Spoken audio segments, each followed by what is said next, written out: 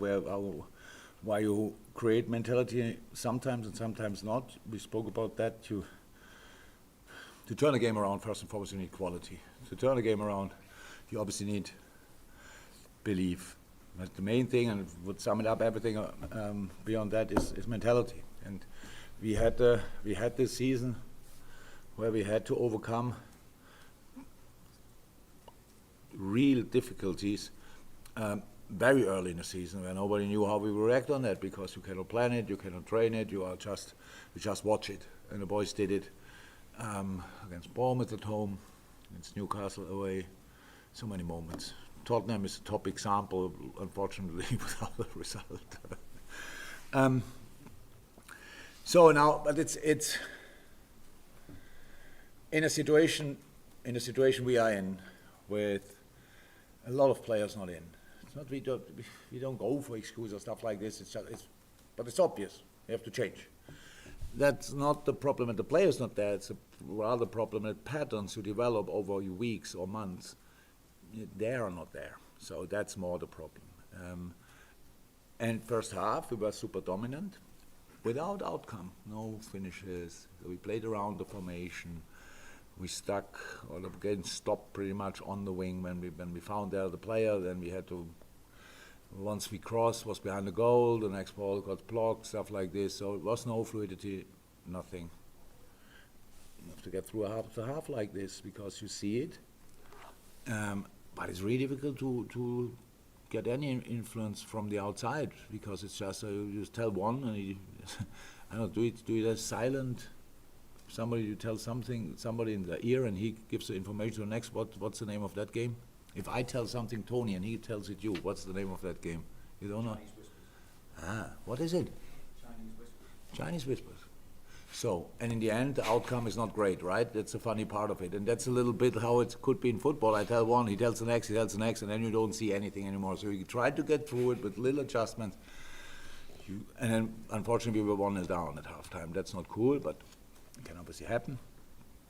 And then again, we had to adjust in halftime. And it was then not that much a problem, because little things helped, but immediately we started to play better football, but immediately our protection was not well organized anymore, and they had the counter-attacks. So we had to adjust that as well, did that, scored the goals, won the game, and all good for now.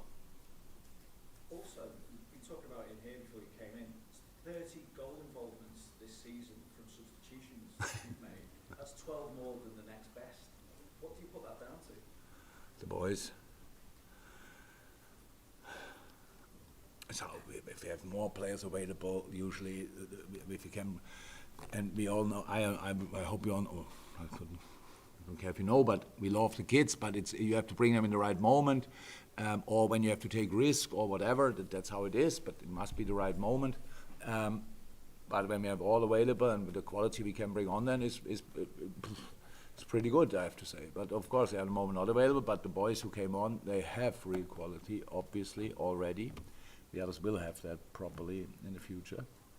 And that's the reason for it. You see that. I don't know how to explain the Darwin situation. I'm so happy about our crowd, how they take it. I'm so happy about Darwin's reaction, how he takes it. But you cannot be more unlucky than he was in this finishing situation. It's just not possible. He has absolutely everything right. And then, ball not in. And then he still sets up the other goal. I think that's really special to do that again. Did that again for Mo in the other game. Was probably West Ham, if I'm right. And today for Cody, super special. But the impact they had was obviously really big. But before that, we found our feet already slightly better. I didn't see it back. For me, it was a clear goal, and it was not in it. So I cannot believe how that happened. But yes, Leno's a good goalie. How do you feel though about the state of play in the tie? Obviously, it's still tight going down to. Yeah, it's not over yet. Surprisingly, I didn't expect to have a result tonight where I can say, we can book the hotel. That was not. It was clear. So, Fulham, Marco was probably here before me. Will not be overly happy tonight, but knows they are still in. They caused us real problems. They will cause us there even more problems. Hopefully, we will be then better from the start. but we will see that it's a few days and the game between now and then. So other things are in the moment more important. For tonight, we couldn't do really more than win the game. And with the whole story of the game, I'm absolutely happy with the result. Richard? Yeah, just on Darwin and his impact tonight. I mean, you can focus on Darwin and the number of goals he scored, but he's got a great number of assists this season. What do you make of his? He plays outstanding. I have to say it. So many things I really love about the game. The first year was a year for to adapt, and he scored here and there.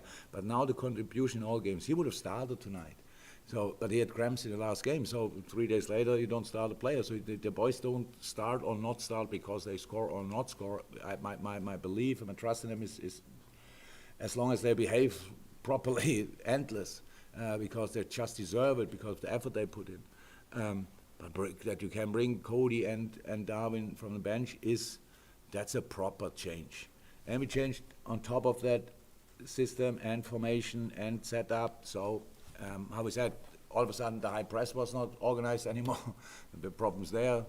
Try to fix that from outside. Then all of a sudden protection was not, because we changed a couple of things. But the offensive situations were much better, and it's good. And he's a big part of that. Will, then last one, Paul Joyce. Yeah, you just formed some kind of Bradley come in at both ends of the pitch, you know, with Willian and Robinson to feel problems, tactically, nullify and have an impact going forward as well.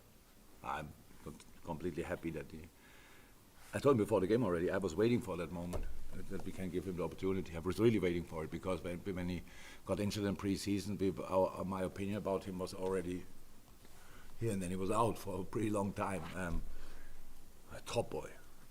And today was pretty intense for him. Somebody has to drive him home, hopefully, because he's sitting in the dressing room, doesn't look great. And he gave his absolute everything, and it's just so nice to see. It's really so nice to see. And the next one's sitting outside on a bench already. That's really cool. And he could show how good he already is, and of course, so much more to come. And the first goal, that's things like this happen. That's, if you're a defender, there will be an involvement in a goal somehow. Then it's all about how quick can you get into the game again. And I didn't see any kind of reaction. I liked it.